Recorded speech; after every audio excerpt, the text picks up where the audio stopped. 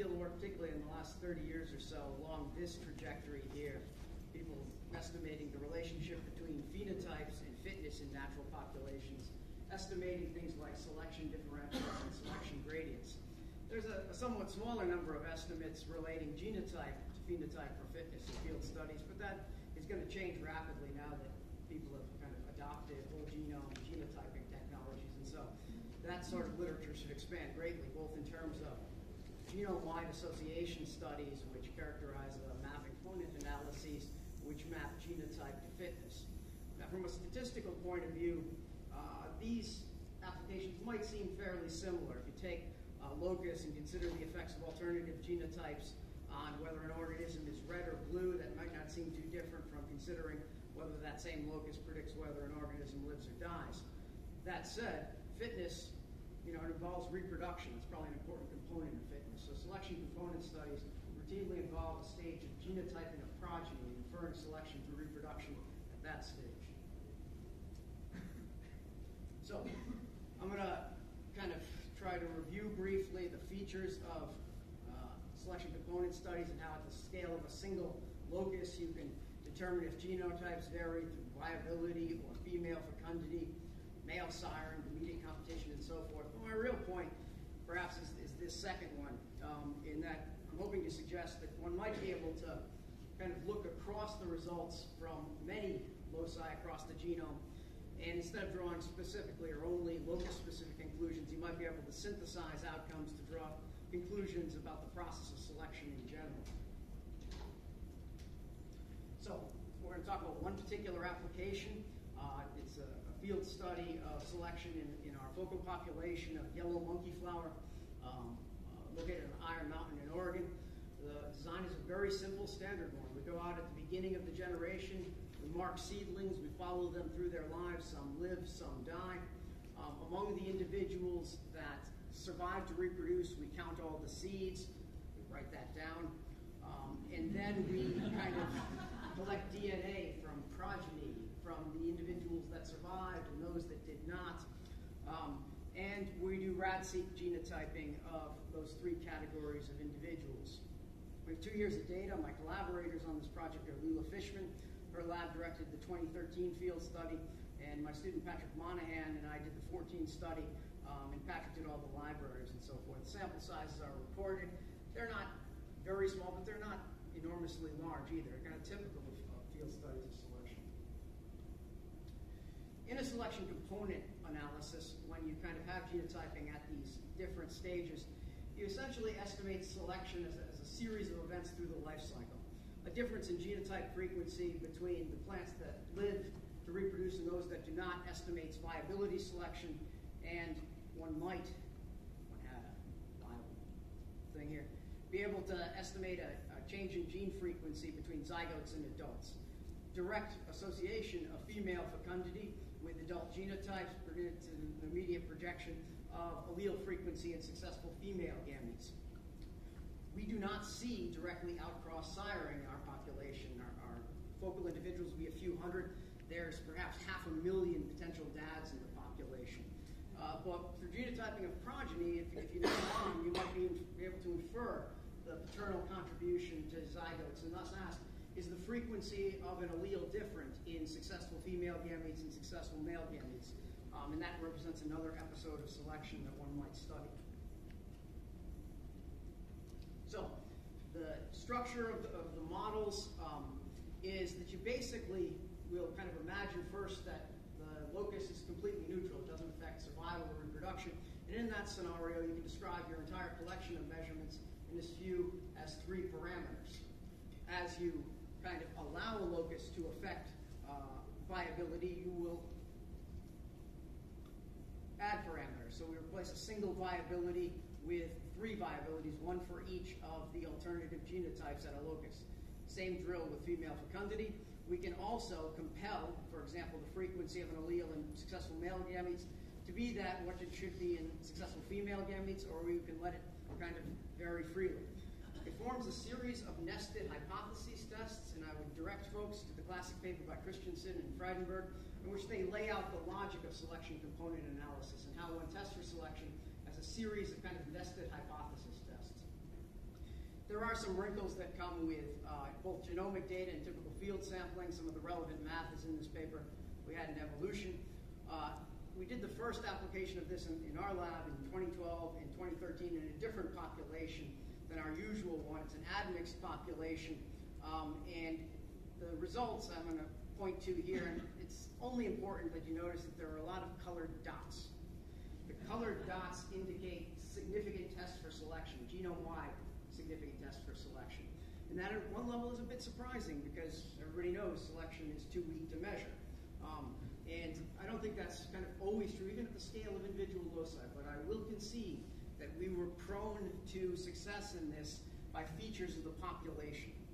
This is an annual perennial hybrid swarm, so there's probably elevated variation in fitness relative to our standard population. There's also extensive linkage disequilibrium owing to admixture. And so we were getting linkage and hitchhiking effects at perhaps tens of kb, maybe more than that. So there was kind of an increased opportunity to detect changes in allele frequency, which we won't have in the present study. So just that Iron Mountain, which is a different population, there is definitely haplotype structure within genes, but LD is minimal between genes. And if you're in this situation, you kind of face a different allocation of effort challenge. You've got to genotype more broadly, cover more SNPs, which you're necessarily going to cover at lower coverage. So we used an enzyme which cuts all over the place to do our RADseq, and we have a low coverage per individual per SNP, oftentimes 0, 1, 2, or 3 reads. Okay, I'm going to get to the actual result. There's a number of things that happen along the way. One of the things you have to do one of these analysis is sort out all of your families. And so we have an algorithm here which takes each family and diagnoses each offspring as outcrossed or self. And for all the outcrossed ones, we sort them out as half or full sibs. And in this case, we found 33 progeny were selfed in 2003, or 2013, 10 in 2014. Interesting, most families are actually sired by multiple dads. We need this in order to kind of calibrate the selection models, but there is a small collection of people who find this sort of thing interesting in and of itself. So, what I want to focus on, and what you often do in big data things, is you create the big p-value list and you sort it and you focus on the very top of the table. Absolutely natural and fine thing to do. But what I want to point to here is you might be able to do, in some sense, scale out from that a bit. And I will admit, many of our tests for selection at individual sites are remarkably underpowered. So if there is selection, it's going to elevate the test statistic a bit, but perhaps not anywhere near genome-wide significance. And so our method for addressing this fairly general question is to attempt to aggregate the signal from many loci in some independent likelihood ratio test to get an assessment of a question like how well does observed selection through female function predict unobserved selection through male function. In our study, we observe the frequency of genotypes among adults, and we estimate the fecundity of all of them. That produces an immediate projection for the allele frequency in successful female gametes. We don't see siring, but we genotype progeny. And you can imagine a number of options for what's happening with this frequency here. The simplest thing that we might think in a hermaphrodite like Mimulus cutatus is that female selection is male selection. I know that's a null hypothesis. Perhaps it's idiotic. I don't think it actually is a weak null hypothesis because the same organs that produce the male gametes produce the female gametes. And as one goes up, the other tends to go up. In other words, you produce more flowers, you produce more of each. Similar events are required to succeed through either one. You need to recruit a pollinator, for example, to set seed yourself, as well as export seed to other plants, and so on. They need not be the same, but it's, I think, an interesting hypothesis. So, we can actually outline 3 models within this.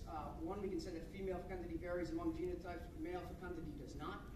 That's option 1. Option 2, we equate the two. If we allow selection, if we allow the female, if we allow fecundity to differ among genotypes, we have the same prediction in terms of male success. And finally, we allow them to vary. The first 2 models up here are equally complex. All right, same number of parameters. So you can just directly compare the likelihoods. The third one involves 1.42 additional parameters, and so it will fit at least as well, but perhaps not substantially better than these 2. So we simply apply these to every position in the genome and compare the performance of these models. here is one site. When you're no doubtably familiar with 9.9 vector bases in chromosome 3, we have a particular SNP, and it's fit to first a model where we assume there's no fecundity selection, and then each of the 3 models, no male, male equals female, both happening but unconstrained. And you get log likelihoods for each model and a likelihood ratio test against this here. These would be, if considered in isolation, significant, but not genome-wide. Okay? Moreover, if you look at these values, you get a slight preference for this over this and this over this, but nothing that would be compelling in isolation. So this is kind of where we start to stretch out and sum these tests across the genome. All right? In 2013, if we consider all SNPs with moderate evidence of fecundity selection, that's based on a certain cutoff for the likelihood ratio test, the male fecundity equals the female fecundity model at 61% of the SNPs. 39%, the model which assumes they're unrelated, has a higher likelihood. So that favors, I guess, them being equivalent, but not by a whole lot. All right? The second one is if we look at that collection of SNPs where it wins and compare the model where these are equated to one where male fecundity is not constrained to equal female fecundity, all right, the average likelihood ratio here is 4.40, which is a substantial inflation. If all of these SNPs, this was the actual truth, you'd expect the inflation here to be 1.42. So there's actually a substantial strength of evidence favoring allowing these to be distinct. If we restrict it a little more and consider only those sites with strong evidence for fecundity selection, then the model where we equate the two actually does considerably better in competition with the no male selection. 91% of the time, it wins. But at those SNPs, it's losing still further to the one where we allow these two processes to be distinct. Okay? So we have comparable data for 2014, but I wanted to rerun it. And it has a similar overall pattern to what we see in 2013 for this test. So one conclusion in all of this stuff is the following. I think there does seem to be a positive association between female fecundity selection, measured as the number of seeds produced per mom, and male fecundity selection, number of seeds sired. But it appears to be a substantially imperfect correlation, and I suggest that it's likely to vary among loci. With that, I'd like to thank you all for coming and take any questions if you have time.